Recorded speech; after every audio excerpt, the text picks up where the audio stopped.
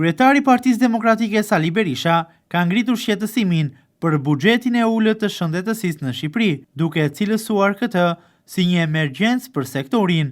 Ai ka theksuar se Partia Demokratike ka në plan dyfishimin e buxhetit për shëndetësinë dhe do të sigurojë ilaçe me standarde të ngjashme me ato që përdoren në vendet e Bashkimit Evropian. Berisha gjithashtu ka përmendur se numri i shtretërve dhe mjekëve për frym në Shqipëri është më i ulët krahasuar me vendet e BE-s.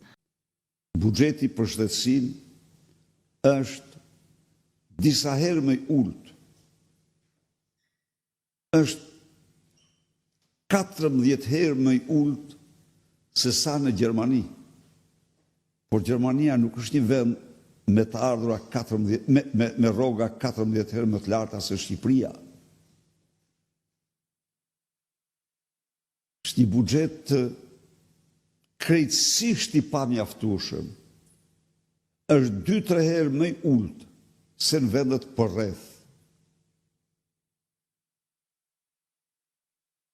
Partia Demokratike konsideron emergjencë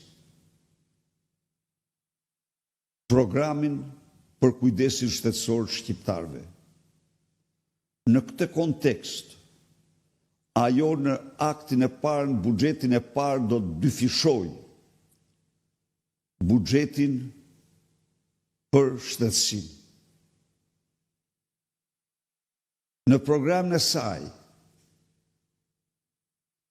Partia Demokratike do të garantojë në mënyrë të padiskutueshme ilaçe të cilësisë që përdoren në vendet anëtare të Bashkimit Evropian, duke ndaluar me ligj futjen në Republikën e Shqipërisë të çdo medikamenti që nuk është përdorur dhe që nuk përdoret në 2 vendet të Bashkimit Evropian. Partia Demokratike konstaton se sot numri shtretërve për frym është 2 herë më i ulët se sa në vendin e Bashkimit Evropian. Numri mjekëve për frym po shkon 4 herë më i ulët. Berisha, përgjatë fjalës së tij, ka sugjeruar hapjen e një fakulteti të dytë të mjekësisë dhe ndërtimin e spitaleve të reja, si dhe disa nga objektivat prioritare të PD-s për të përmirësuar shërbimet shëndetësore.